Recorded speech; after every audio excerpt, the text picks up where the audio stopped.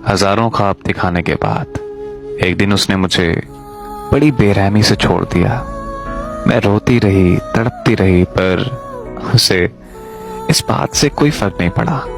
और अब जब उसे अपनी गलती का एहसास हो गया है तो वो मेरी जिंदगी में दोबारा वापस आने की जिद लगाए बैठा है। पर अब शायद मेरे लिए दोबारा पहले जैसी हो जाना नामुमकिन है। 2 साल पहले मेरी बहन की शादी पर वो बाराती बनकर आया था और वहां हमारी दोस्ती हो गई और वक्त के साथ साथ दोस्ती प्यार में बदल गई। जिंदगी बहुत ही खूबसूरत लगने लगी थी मुझे। हम दिन रात आपस में बातें करते रहते थे और शादी के ख्वाब सजाते रहते थे।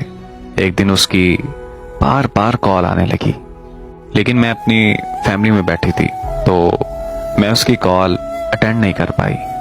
तो उसके मैसेजेस आने लगे कि मेरी बात सुनो, मैंने तुमसे अर्जेंटली बात करनी है। मैंने फैमिली से अलग होकर उसकी कॉल अटेंड की तो वो मुझे कहने लगा कि आज के बाद हमारी बात नहीं होगी, मैं तुम्हें अभी के अभी छोड़ रहा हूँ। ये सुनते ही मेरे पैरों तले जमीन निकल गई कि आखिर मैंने ऐसा क्या किया है जो ये मुझे छोड़ने पर तुला है।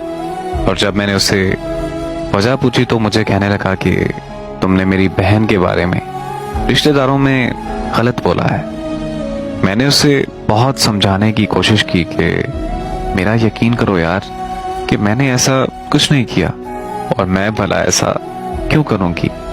पर उसने मेरी एक नहीं सुनी और मुझसे रिश्ता खत्म करते हुए कॉल बंद कर दी। उसकी कॉल बंद होते ही मेरी तबीयत इतनी खराब हो गई कि मैं अस्पताल पहुंच गई, पर उसे कोई फर्क नहीं पड़ा। फिर मैं सारा दिन सारी रात बस उसे याद करके रोती और तड़पती रहती थी। यहाँ तक कि मैंने 2 दफा खुदकुशी करने की भी कोशिश की, पर दोनों दफा बदकिस्मती से मैं बच गई। मैंने अपना हिजर बड़ी मुश्किल से काटा है, यहाँ तक कि मैं ज़हनी मरीजा बन गई थी। पर अब मैं किसी हद तक ठीक हो चुकी हूँ और खुद को संभाल चुकी हूँ। अब मेरी जिंदगी में उसकी कोई जगह नहीं है, क्योंकि अब वजह यह है कि मैं मोहब्बत से बहुत नफरत करती हूँ। तो अब मैं उससे हाथ छोड़कर गुजारिश करती हूँ कि अब वो चला जाए, क्योंकि वो जिसे मुझ में तलाश करने आया था वो तो कब की इस दुनिया से जा चुकी है। और वैसे भी माफी गलती की होती है, किसी को जिंदा लाश बनाने की नहीं।